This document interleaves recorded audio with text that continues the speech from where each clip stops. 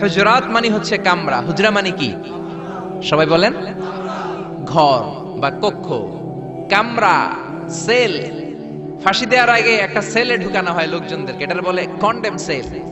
এই সেলের আরবি হুজরা। সেলের আরবি কি? বিশ্বনবীর নিজের কোনো ঘর বাড়ি ছিল না, বিশ্বনবীর বিবিদের ছিল ঘর বাড়ি।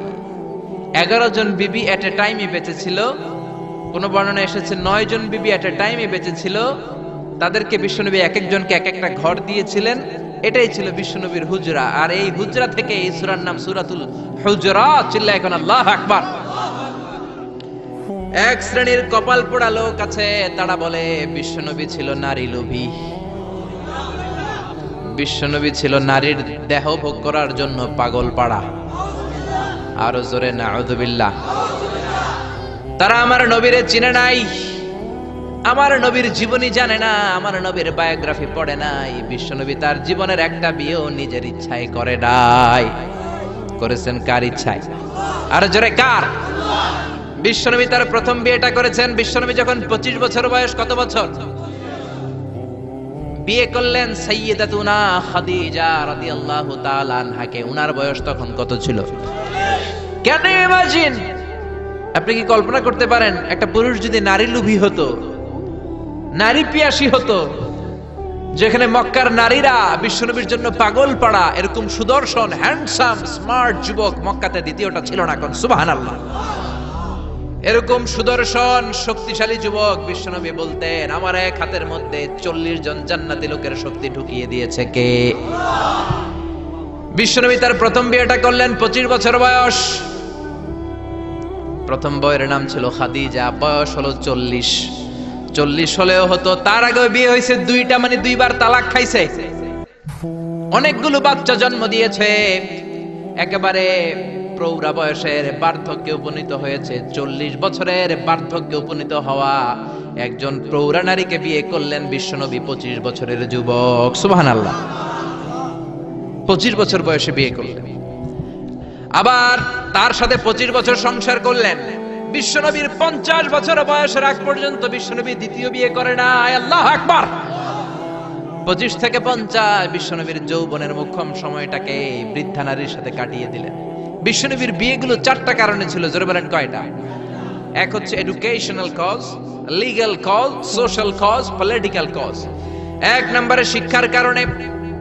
সাহাবীরা মাসালা জানার জন্য বিশ্বনবীর কাছে যায়, কিন্তু নারীরা মাসালা জানার জন্য নবীর কাছে যেতে পারে না, কারণ নারীদের মাসালা জিজ্ঞাসা করার সময় লাজুকতা আছে না নাই?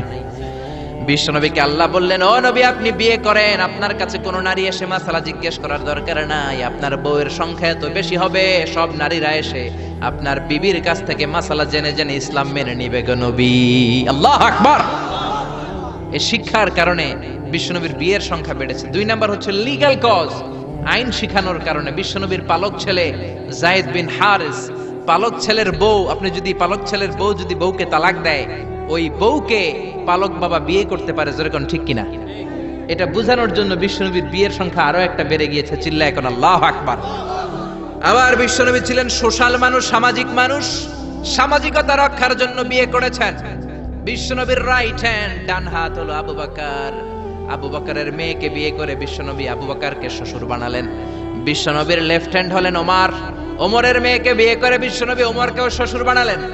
অনেকে জানে না ইসলামের 4 খলিফা, 4 খলিফার 2 জন হলো বিশ্বনবীর শ্বশুর, বাকি 2 জন বিশ্বনবীর জামাই। সুবহানাল্লাহ। আবু বকর বিশ্বনবীর শ্বশুর, ওমরে ফারুক বিশ্বনবীর শ্বশুর, উসমান রাদিয়াল্লাহু আনহু বিশ্বনবীর মেয়ের জামাই, সাইয়েদনা আলী রাদিয়াল্লাহু আনহু বিশ্বনবীর মেয়ের জামাই। চিল্লায় এখন আল্লাহু আকবার। তাহলে 1 নম্বরে গেল এডুকেশনাল কজ, 2 নম্বরে লিগ্যাল কজ, 3 নম্বরে সোশ্যাল কজ, 4 নম্বর হচ্ছে পলিটিক্যাল কজ, রাজনৈতিক কারণে। বিশ্বনবী ইহুদিদের দুর্গে হামলা করলেন, খায়বার দুর্গ, আল্লাহু আকবার বলে বিজয় লাভ করলেন। বিজয় লাভ করার পরে আল্লাহ বললেন, ও মুহাম্মদ সাল্লাল্লাহু, খায়বারের যে ইহুদি নেতা তার মেয়েকে তুমি বিয়ে করো। বিশ্বনবী তাকে বিয়ে করলেন, সাফিয়া বিনতে হুয়াইব ইবনে আখতাব। বিশ্বনবী যখন সাফিয়াকে বিয়ে করলেন, সমস্ত ইহুদিরা চিন্তা করলো, হায় হায়, যার সাথে এতদিন যুদ্ধ করলাম এ হয়ে গেছে এখন আমাদের বেয়াই। বিশ্বনবী হয়ে গেছে বেয়াই, শত্রুপক্ষ হয়ে গেছে শ্বশুর বাড়ি। কোন সুবহানাল্লাহ।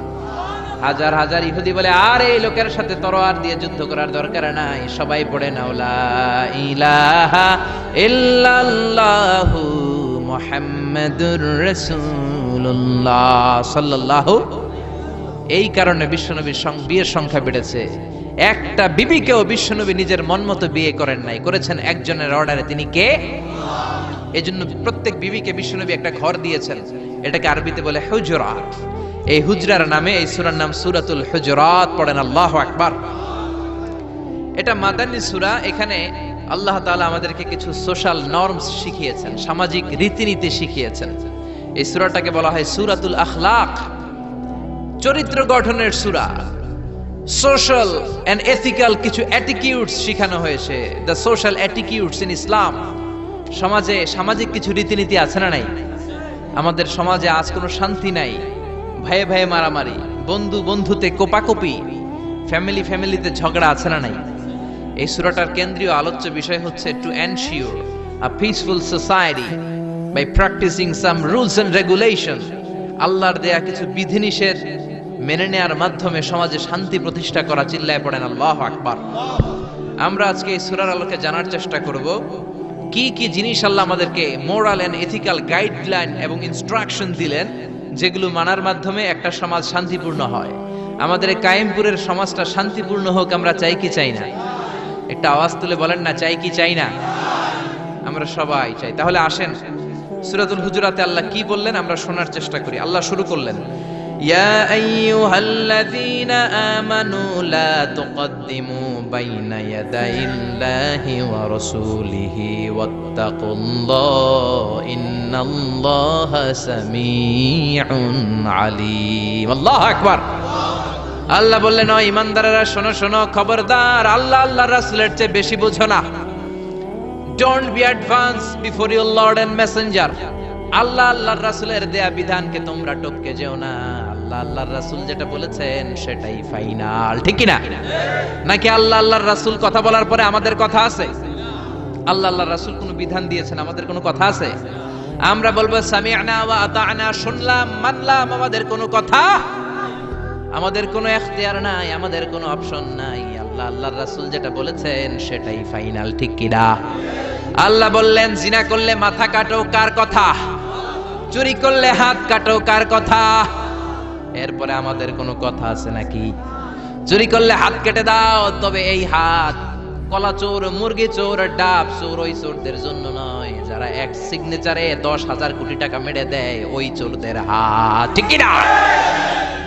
যারা শেয়ার বাজার খেয়ে ফেলে, হলমার্ক খেয়ে ফেলে, রাস্তার রড খেয়ে ফেলে, তাদের হাত কাটা, যেরকম ঠিক কিনা? হাত কেটে দাও, কার কথা? জিনা করলে কোমর পর্যন্ত জমিনের মধ্যে গেড়ে স্টোনিং করে পাথর মেরে দেহটা উড়িয়ে দাও, কার কথা? নামাজ না পড়লে 5 বেদ দাও, কার কথা?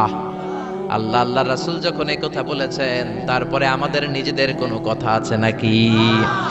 আল্লাহ বললেন, ওয়ামা কানা লিমুমিনিন ওয়ালা মুমিনাতিন ইযা কাদাল্লাহু ওয়া রাসূলুহু আমরান আইয়াকুনা লাহুমুল খিয়ারাতু মিন আমরিহিম।